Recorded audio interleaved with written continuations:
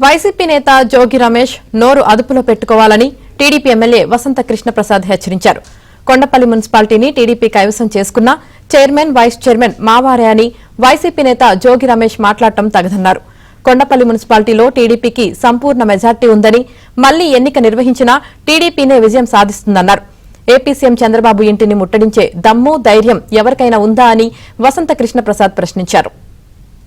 నాయుడు గారి ఇంటిని ముట్టడించే దమ్ము ధైర్యం ఉన్నోడు ఎవడన్నా ఉంటే గనక రమ్మని చెప్పండి.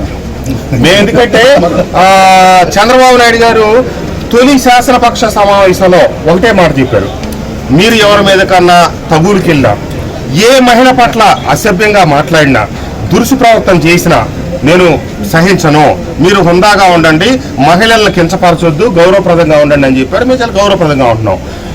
మేము గనక తలుచుకొని ఉంటే రాష్ట్రంలో 164 సీట్లతో అధికారంలోకి వచ్చిన తొలి రోజే జోగి రమేష్ ఇల్లు నామరూపాలు లేకుండా పోయేది.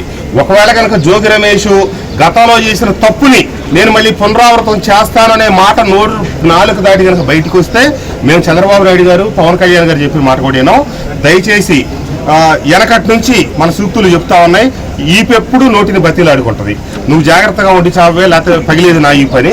జోగి రమేష్ గారు మీకు గౌరవంగా చెప్తా ఉన్నాం, నువ్వు ఎవరిని పడితే వాళ్ళని, ఎంతటి అసంబంధమైన వ్యక్తి అంటే ఇతను మొన్నే చెప్పాడు, ఇప్పుడు నిర్మిస్తున్నటువంటి అమరావతి అంట కాదంట, చంద్రబాబు నాయుడు గారు నిర్మించే అమరావతి సరైనది కాదంట, మళ్ళీ అధికారంలోకి వస్తాడంట, జగన్మోహన్ రెడ్డి గారు ఈసారి సరైన అమరావతిని నిర్మిస్తాడంట మొన్నే చెప్తా ఉన్నాడు. కాబట్టి 5 సంవత్సరాలు జగన్మోహన్ రెడ్డి గారు 3 రాజధానుల నాటకం ఏమాడారు, ఎందుకు ప్రజలు చెప్పు తీసి కొట్టి పక్కకు పంపించారు.